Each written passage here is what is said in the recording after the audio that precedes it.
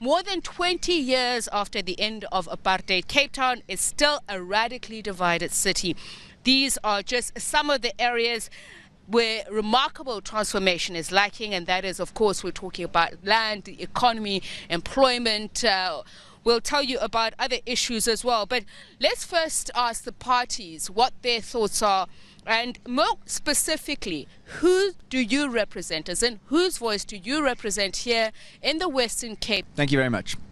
The Cape Party represents all the people of the Western Cape. And to that I would like to ask a question to the people of the Western Cape. Are you happy with the state of the economy and politics in this country? If your answer is no, then the Cape Party has a quote for you. The definition of insanity is to do the same thing over and over again and to expect a different result. The Cape Party has a fundamentally different message to the political parties that have been governing us for 25 years. The Cape Party is saying we want greater political and economic autonomy for the Western Cape. If the ruling government of the ANC and the DA will not negotiate with us on that basis, we will ask you, the people of the Western Cape, to vote in a referendum whether we should pursue self-determination. If we get a majority in that referendum under your vote, we will declare the Western Cape an independent country, the Cape Republic. Thank you. So let's get into the debate section of the conversation tonight, and I would like to start with the DA because the accusation has been made towards your party, Mr. Steenhuizen.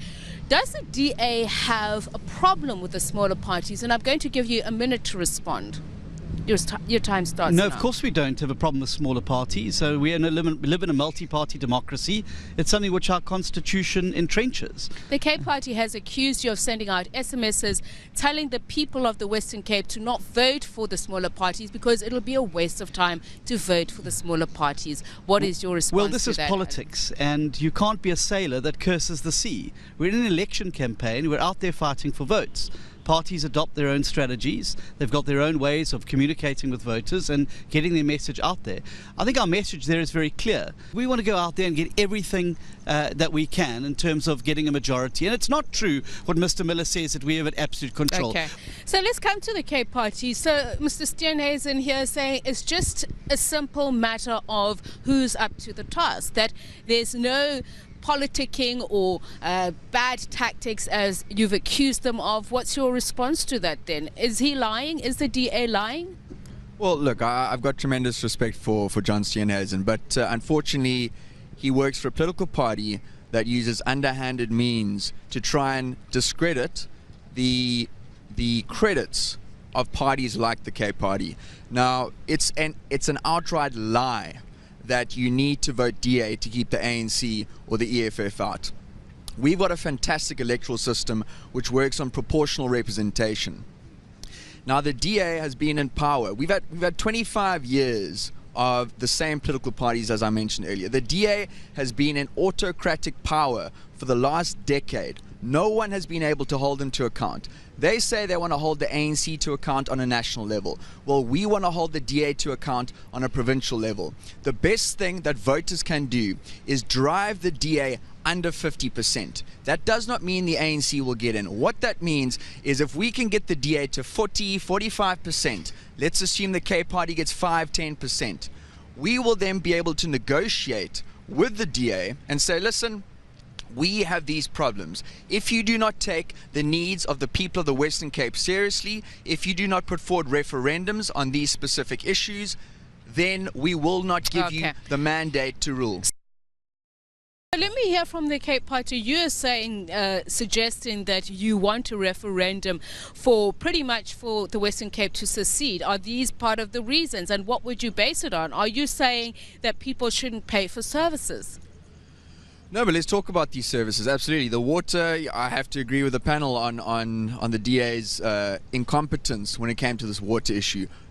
In addition to that, we need to talk about electricity and we need to talk about property rates. property rates in the last 4 years have gone up. The values of property have gone up 34%. The rates from the DA have gone up 98%. 3 times the value. In which areas is that concentrated? All over Cape Town. I have personal family members that have had, a lady had to sell her house because she could not afford the rates. You don't own your house in Cape Town, you rent it from the DA. And one of our biggest issues is the Division of Revenue Act. And this is why we want greater autonomy for the Western Cape, because we pay in 200 billion rand in taxes every year, and we get back a mere 50 billion rand.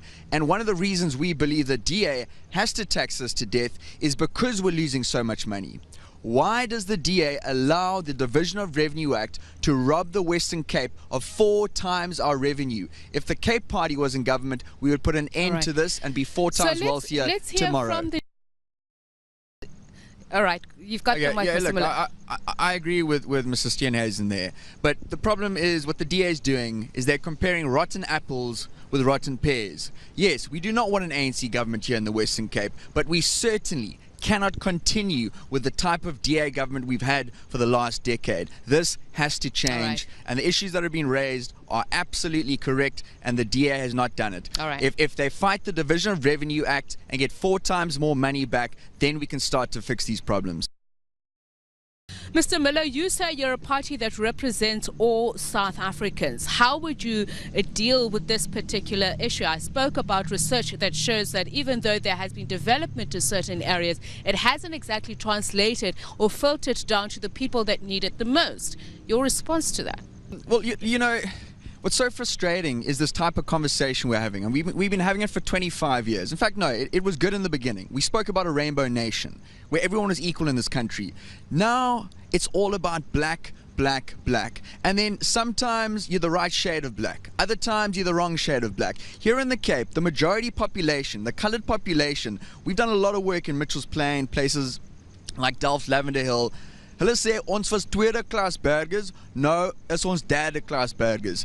This BE is destroying the fabric. So you agree with the sentiment that the coloured community in the Western Cape is being left behind? Absolutely, okay. Absolutely, 100%. Mr. Miller, coming to you, are you aware of how much land is owned by private individuals or companies in the Western Cape? And I'm just asking a party that believes that you should self-determine. And would you lease land? Would the state own the land, or would you allow investment corporations to land grab, as they say? Absolutely not. There is no land issue. This land issue is a political issue. It's a vote garnering issue. So we have 2.8 million hectares of land in possession of the ANC government. Recently there was a story in the news about the Beacon-Flay farm. 2 ANC comrades got possession of this farm. Within 6 months, it was worth 100 million rand. Within 6 months, they had driven it into the ground.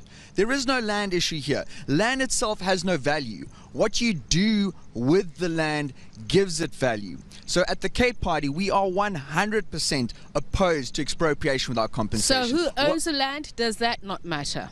What matters is utilizing the land that we have to make it as productive as possible. We have got serious problems. We've got water issues. We've got electricity issues. The economy is beginning to spiral. We're in junk status. We could be pushed through to the next level. When the economy is that bad, petrol prices are so high, rates are so high, people are struggling to put food on the table, the last thing we should be doing is imposing communist policies that would destroy the economy, destroy our ability to feed ourselves. That's how we can live together harmoniously. True rainbow nation. Cape Party, Jack Miller, are you considering yourself as a friend of anybody on this panel? Should you get a significant number of votes, would you be in a coalition with the Democratic Alliance or the ANC or Al-Jama? We take our mandate from the people, and you asked what the biggest threat is in the Western Cape, and it's the biggest threat in the country too. Power corrupts, absolute power corrupts absolutely. And the problem in the Western Cape is that the DA has had absolute power for the last decade. The problem with the country is that the ANC has had absolute power for the last 25 years.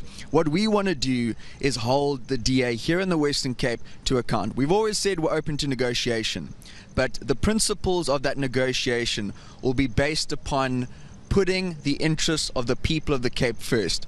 The Cape Party believes in devolving power down to local communities through a system called direct democracy.